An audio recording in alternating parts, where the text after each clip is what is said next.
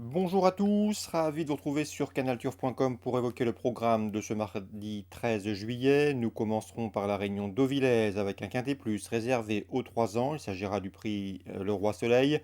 Nous évoquons quelques courses de cette réunion normande sur l'hippodrome de la Touque. Ensuite, direction Pornichet avec une réunion 3 réservée aux trotteurs. J'ai ciblé les premières, deuxièmes, cinquième, septième et huitième course. A priori, nous avons quelques points d'appui intéressants.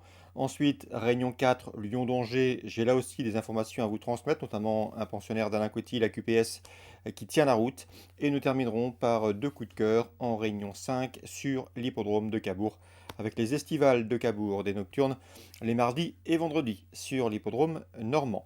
On commence par le quintet mardi 13 juillet, Deauville, épreuve réservée aux 3 ans, épreuve très compliquée à déchiffrer où à mon avis les surprises sont attendues.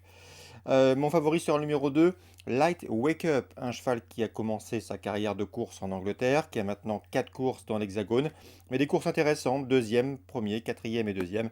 Le cheval va débuter dans les handicaps dans l'Hexagone. Il est présenté par Romain Le Doleuse, qui a pour habitude de préparer ses chevaux efficacement pour le meeting estival de Deauville. Il entraîne sur place. Et à mon avis, ce numéro 2 a un quintet dans les jambes. Light Wake Up, mon favori.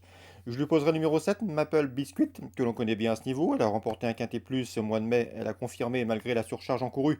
Elle avait été remontée de 7 livres en se classant deuxième d'un autre événement à Longchamp. Le 9, c'est Denia, qui n'a jamais trouvé le passage en dernier lieu à Saint-Cloud. C'était le 21 juin, il faut la racheter en confiance. Le 5, Madou, c'est le numéro 8. Kama Hop se connaissent bien. Elles ont terminé sur le podium du Quintet Prix de Marly courant mai, où elles terminaient dans le sillage de Maple Biscuit cité plus haut. Le 12, Sparklia, affiche 4 courses au compteur pour autant de podiums enregistrés. Ici, pour ces débuts handicap, il convient de s'en méfier.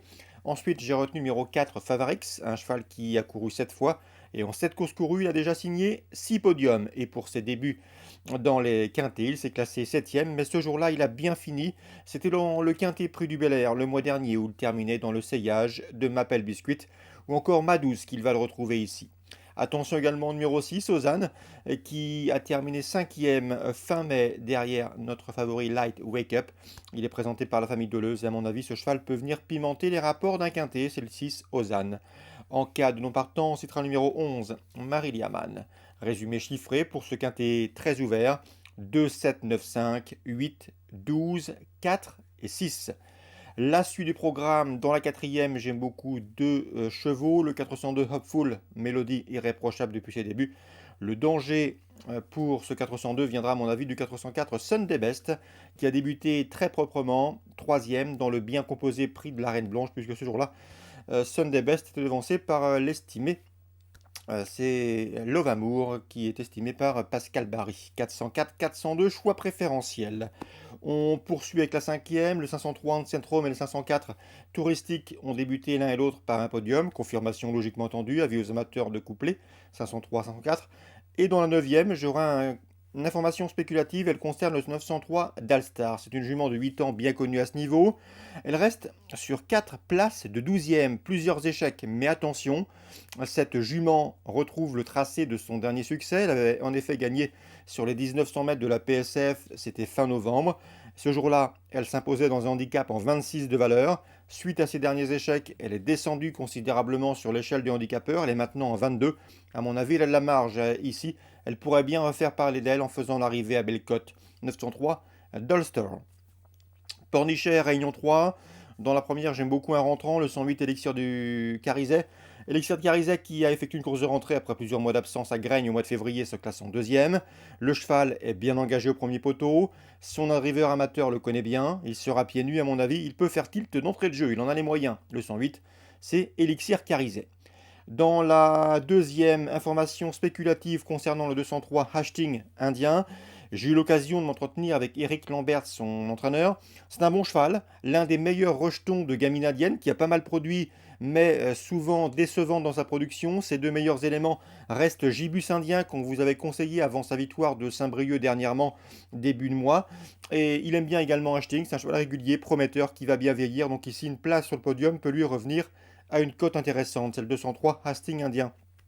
Dans cette épreuve, l'opposition viendra des 25 mètres avec le 13 C'est Elliott Best et le numéro 14, Helios Delta, qui ont en commun de rester sur une probante victoire. Donc le 14, le 13 et le 3 pour la deuxième course. Dans la cinquième, sachez que Richard Joly m'a parlé en bien du 511 Izzy Amarandez. D'après lui, c'est une jument qui est taillée pour bien vieillir. Elle lui donne raison, elle reste sur plusieurs podiums, elle est régulière, elle sera pieds nus. Confirmation attendue. On passe à la septième avec le 707 Giacomo Bourbon. S'il est sage, il peut s'imposer. L'opposition, le 10, Graphiste Dream, attention à lui. Il sera déféré des quatre pieds, et ce pour la première fois de l'année. Il a couru 5 fois en 2021, toujours ferré. Cette fois-ci, les pieds nus. Il faut y voir un signe de confiance dans l'entourage. Sébastien Ernaud, 710, 707. Et enfin, dans la huitième, le 814, Fondant Baulois mérite crédit. Un cheval irréprochable, 24 courses au compteur, 19 podiums, 9 victoires. Bref, ici, il devrait soigner ses statistiques. Donc, Pornichet, pas mal d'infos. On résume tout ça en chiffres. Le 108 pour sa rentrée. Le 203 pour une cote et pour contrer le 13 et le 14, favori logique.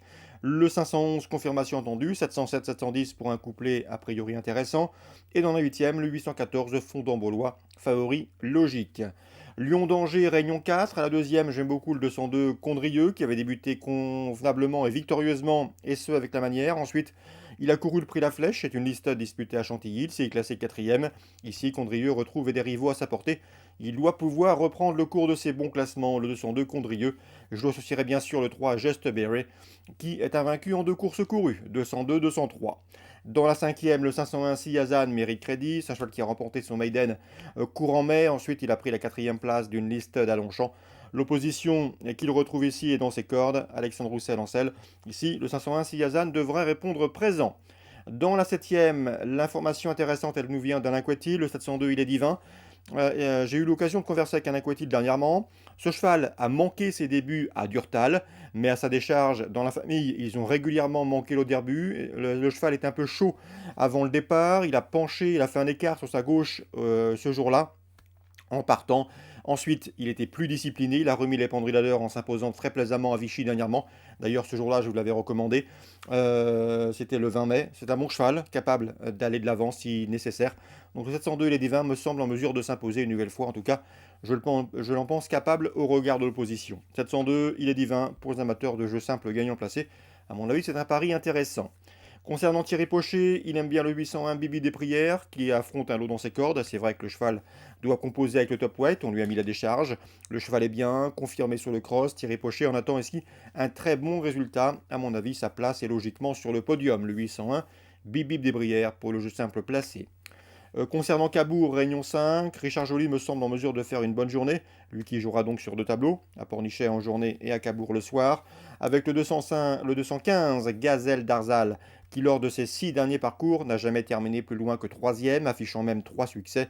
Bien sûr, ici, une confirmation est attendue. Le 714, Apinulov, est également présenté par Richard Joly. Apinulov qui a couru 2 fois trop monté, résultat, première, deuxième. Ici, confirmation attendue, d'autant que la corde à droite ne lui pose aucun problème. 215, 714, l'écurie Jolie, à mon avis, pourrait bien réaliser une belle journée en ce mardi 13 juillet. Excellent jeu à tous, bonne journée. Si ce programme vous a plu, likez-le, partagez-le. Vous le savez, on se retrouve nous demain pour une nouvelle émission.